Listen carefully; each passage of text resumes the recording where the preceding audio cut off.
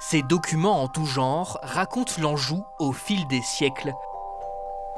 Au Moyen-Âge, ces enluminures rendent hommage à un seigneur.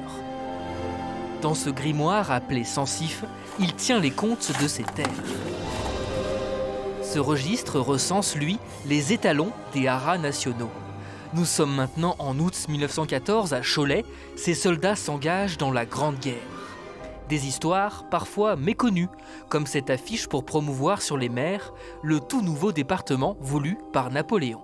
Cette frégate doit porter les couleurs du nouveau département, le Maine-et-Loire. Alors ça, c'était tout à fait amusant parce que le département est né en 1790. Il est encore finalement assez peu connu des administrés. Tous ces documents ont été dénichés ces dernières années lors de ventes aux enchères ou à l'occasion de dons. Cette exposition met en lumière une part méconnue du travail des archives départementales.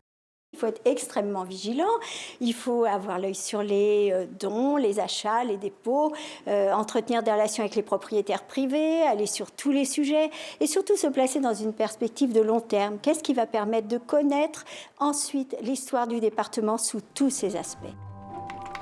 L'histoire du département depuis 13 siècles est conservée aux archives départementales sur 40 km de rayonnage.